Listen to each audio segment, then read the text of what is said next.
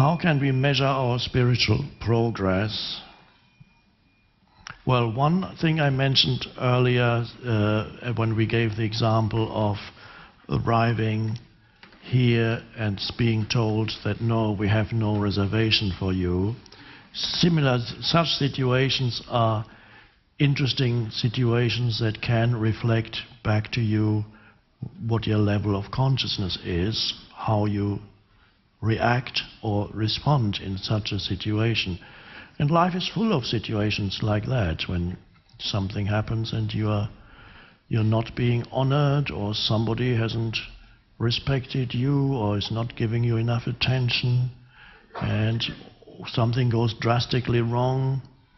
And what does that do to you, and how does it affect you? That you can, through self-observation, you can sometimes the observation can only come in retrospectively. Sometimes in the moment you get so taken over by some reaction that you don't even know what's going on. You're just on automatic. It's the ego having taken over. Then sometimes after it has subsided, you look back on the situation and you observe your reaction and say, would have even better if somebody could have videoed you. That would be extremely helpful if you could arrange with a person close to you to pick up the iPhone and put it on video and film you when you're being unconscious. And then when you're more conscious, ask you, are you ready to look at yourself?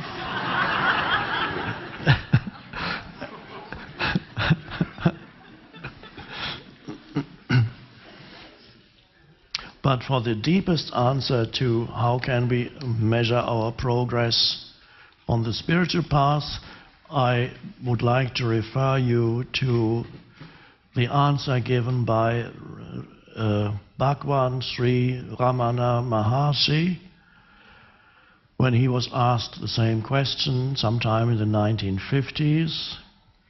How can we measure progress, our progress on the spiritual path? And his answer, and that is the answer at the deepest level, is the degree of absence of thinking is the measure for progress on the spiritual path.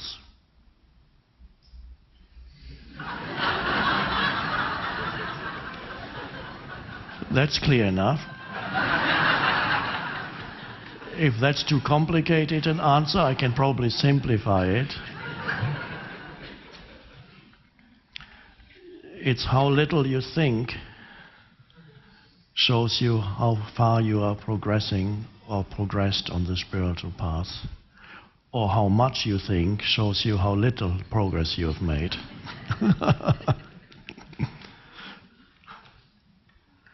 That's a little drastic, perhaps, but unfortunately it's true.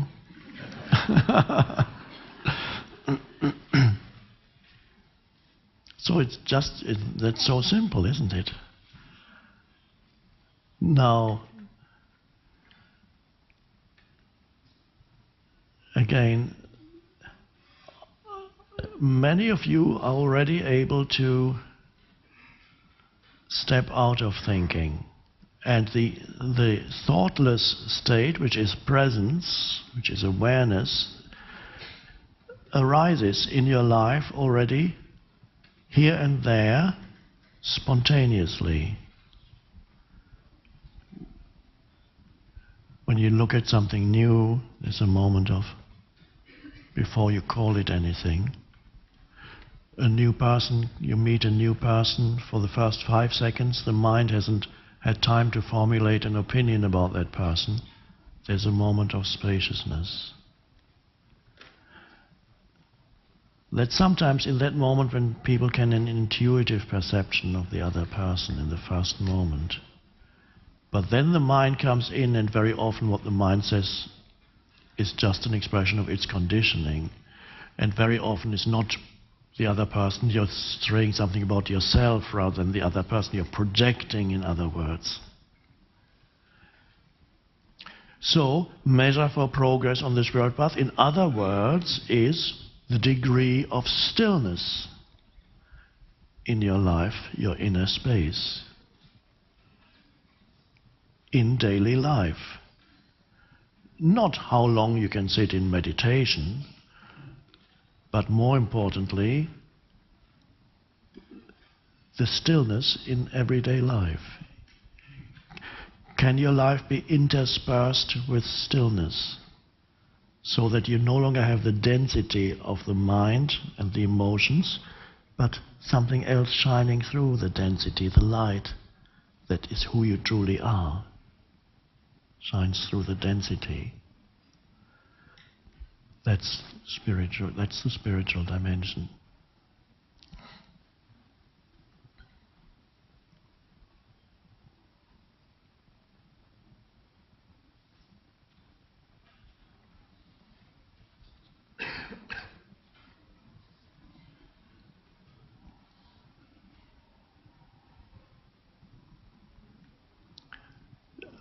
As I mentioned before, at some point, there was a time when I woke up one morning and I felt at peace after being a tortured individual.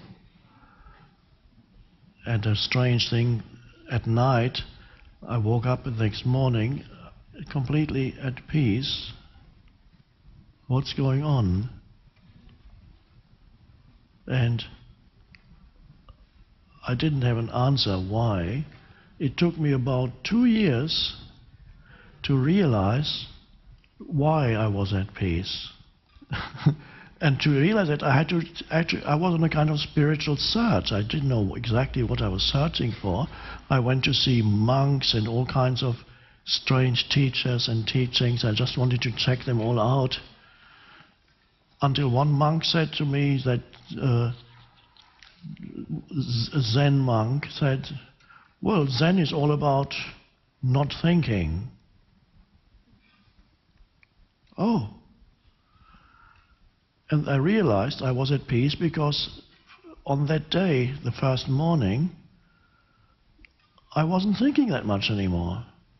But I didn't know I wasn't thinking it much. I experienced the state of not thinking as peace. So I hadn't been able to interpret it as that was not thinking. So you experience no thought as simply a very peaceful energy arising. But it could only arise because the density of the mind wasn't there anymore. There was some thinking, of course, but not the continuous density. Very much less thinking. How much less? I don't know. A lot less. Much more than 50%. More, much more. 80 probably.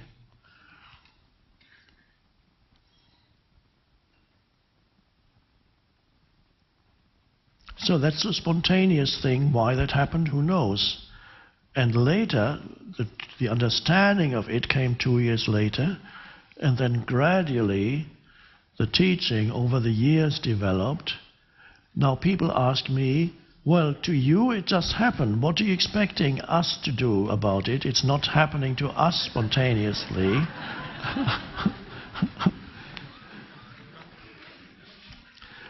But I know that from the enormous amount of feedback I get from people that the teaching actually works for many, many people.